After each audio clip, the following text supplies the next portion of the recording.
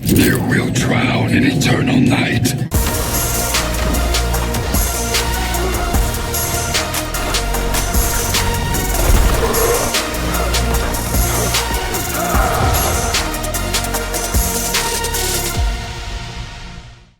Hi guys, welcome back to the channel and to another Mortal Kombat mobile character review. This time we are taking a closer look at Sun God Kotal Kahn.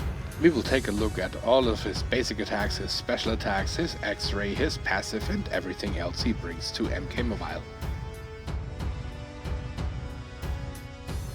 Sun God Kotal Kahn is part of the Outworld class and his passive is called Bloodthirsty. Plus 30% attack for Outworld teammates. That's the entire description.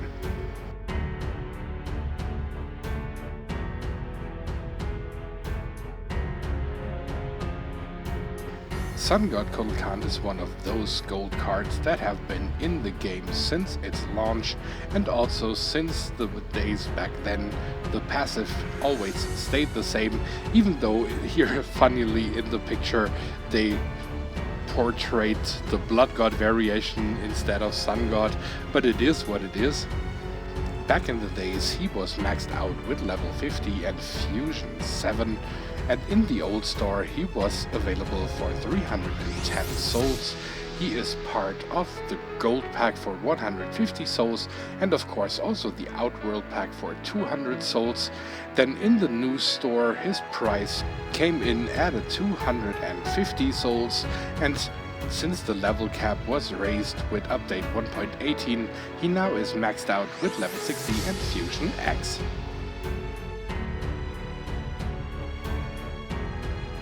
Kotal Kahn's gear piece is the Sacrificial Knife, and it gives you 50% basic attack damage boost, 50% chance to drain 33% power on special attack 2, which goes for Kotal Kahn characters only, and 25% damage boost against enemies affected by bleed or poison.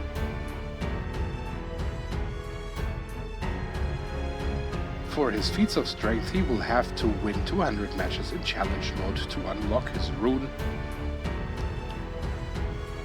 For the victory stances he will have to win 750 matches in faction wars. For his taunts he has to perform 1500 special 2 attacks. For his icons he has to perform 2000 special 1 attacks. For his backgrounds he has to win 500 matches in battle mode. And for his titles he has to perform 3000 combo enders. And now we are going to take a closer look at the victory stances one by one, starting with Malice.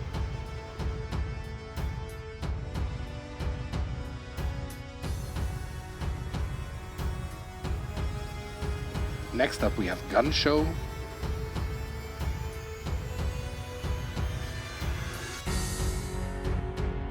Third would be Totem Summoning.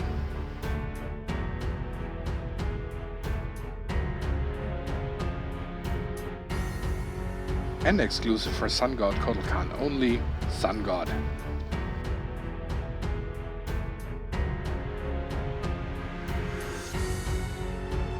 And on your victory screen it will look like this.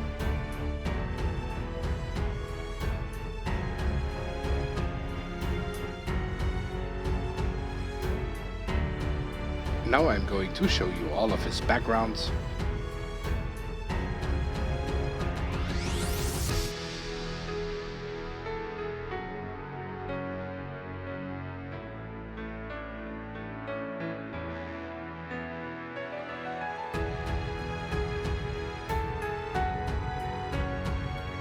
Next up we have the icons.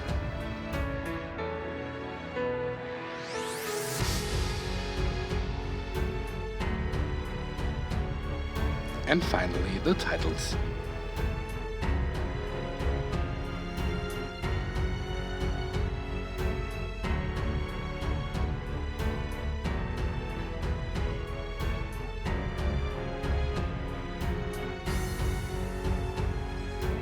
Sun God Kotal Kahn only has one combo ender, which is basically just him coming down on the opponent with a double X handle blow, knocking the enemy down to the ground. The second string where the second combo ender should be. He just ends on a punch, but there is no combo ender attached.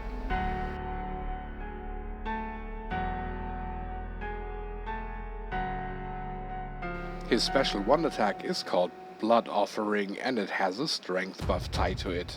It pushes the opponent back, but it also needs some time for him to finish his posing, literally cutting his own chest. And then also noteworthy is that this attack is not lethal, so you cannot KO an opponent with that one. So it is literally just there to buff yourself up and buy yourself some time.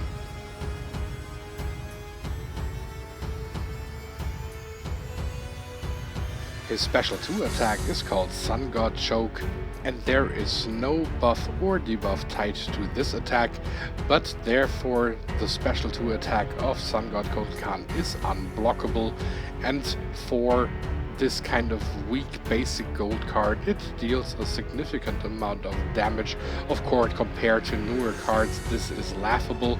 So you really gotta hope that one of those mini hits will hit lethal, so that it actually deals some solid damage, and other than that you mainly would use that one when the opponent has a shield up, such as the Revenant or the Bone Shield, because the duration of the attack is long enough for the shield to expire. His X-Ray is called Sunburn and it has a weaken effect tied to it. Since we only have 3 gold Kotal Kahn so far plus the 1 silver, which doesn't have an X-Ray, all the X-Rays are identical for all 3 gold variations. But at least it is one of the better looking X-Rays in the game.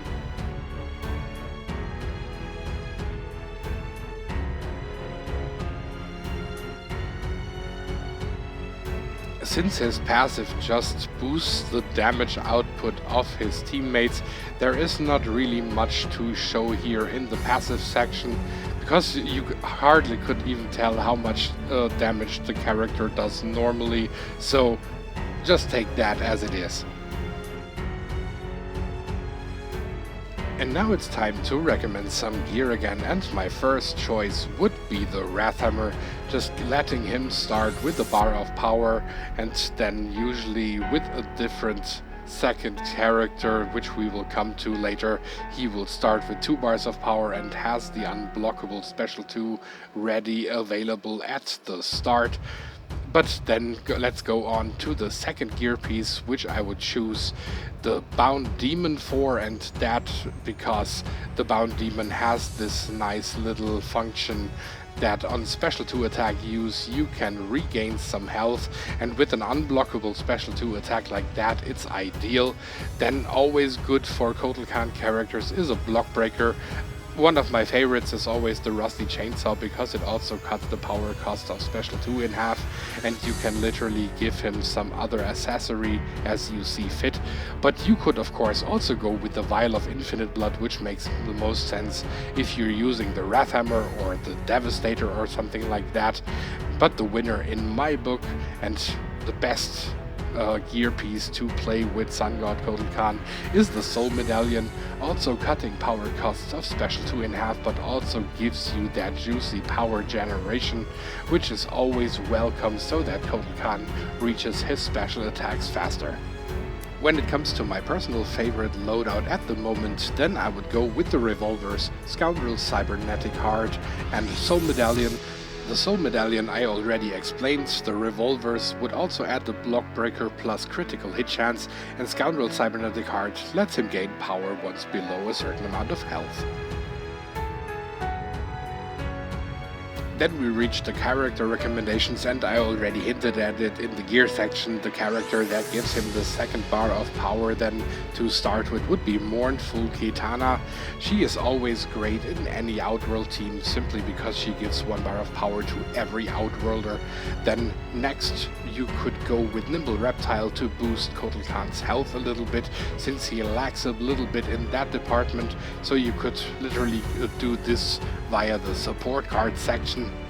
Then also quite useful bringing him back from the dead with Warlock Quan Chi, who also gives him back like 25% of his maximum health once he is knocked out.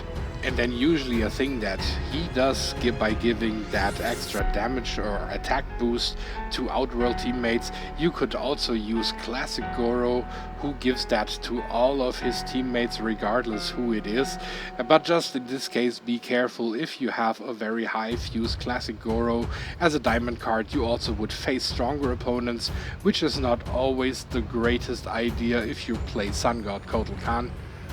Which also goes for Day of the Dead Kitana, but I really have to mention her here again, simply because Kotal Kahn would be healing like crazy every time when a character is knocked out. But again, be aware that you will most likely trigger more difficult opponents if you are playing diamond cards with him together. I personally find Sun God Kotal Kahn a lot of fun to play, but I cannot deny that he definitely has really some big issues, and that is number one, the special one does not KO, he does not have a second combo ender, his basic attacks are a bit clunky and he is a little bit on the slower side. The great thing about him is literally that unblockable special 2, which also looks amazing. But the main reason really to put Sun God Kotal Kahn in your team is the passive, because it will boost that attack of your characters, at least Outworld characters, at least by 1.5 Wrath Hammers, and if you put it like that, it already sounds much more impressive. And other than that, he is the perfect character to wait outside with a special 2, and once the opponent is on the Revenant shield, just tag him in, hit that special 2, and at the end, when the shield expires, then the character will be gone from the field simply because Kotal Kahn will take him out just like that. His biggest problem is that he's already such an old card, and during the entire time of the existence of the game he never got a significant buff or anything like that, so the stats are very low. But how about we just jump into the pro and con section, with the first pro being the design. I absolutely like the way that Sun God Kotal Kahn looks. Granted, the Blood God variation pretty much looks the same, just in red. But this yellow-green combination suits him much better, I find. And then also this impressive headwear, it just looks amazing. I absolutely like the way he looks. Then the second pro, how could it be anything else? The unblockable special 2. It's amazing, not just against shields, but also against opponents like even MK11 Jade. Simply just tag him in, hit that special 2, deal some damage, and then see that you get him out of there again.